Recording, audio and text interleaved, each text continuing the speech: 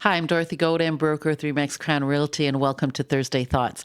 Let's talk about average sale price. I know you can go on the World Wide Web and ask, what is the average sale price in Sudbury, and you'll get a whole bunch of different answers. And if you listen to, realtors on YouTube and on podcasts, you also will get a bunch of different answers. So when you're looking at average sale price, you have to know what is the database, where are they getting their information? What is the time frame that they're looking at? Are they looking at, what's the average sale price in the last 12 months, 6 months? The last month, what is the time frame that you're looking at? And also, what is the property and location? Like, what is the property type? What is the location? And what are the market dynamics? So when I do my stats, of course, I'm taking it from the Sudbury Real Estate Board. But even, while they're accurate, you do have to kind of look at it and kind of break it down a little bit better because, and the reason I say that is because if you take just the April so far, we've had 127 sales.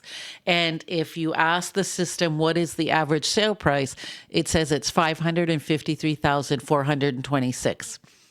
That's really, really high. It doesn't feel right to me. And so I go in and see, okay, why is it at 553? Because I expected it to be, 500. We've been maintaining that 500. So first of all, that number comes from within the greater city of Sudbury. So it includes New Sudbury, Minnow Lake, the Valley, Walden, Nickel Center. It doesn't include the island, St. Charles, French River, just the greater city of Sudbury.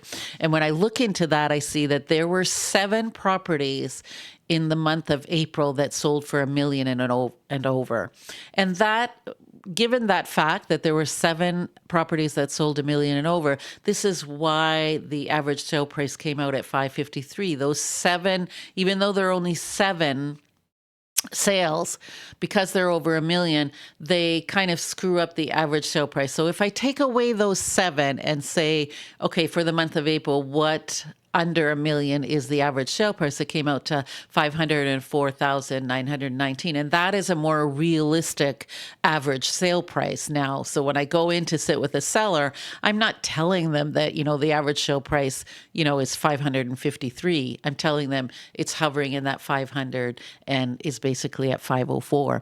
If you take year to date, so that would be like January to today, and include all of the sales within the city of Greater Sudbury for year to date, it comes out to 523,384. And again, I look at that and say, that's not what I'm feeling in the market. I don't think that's reality.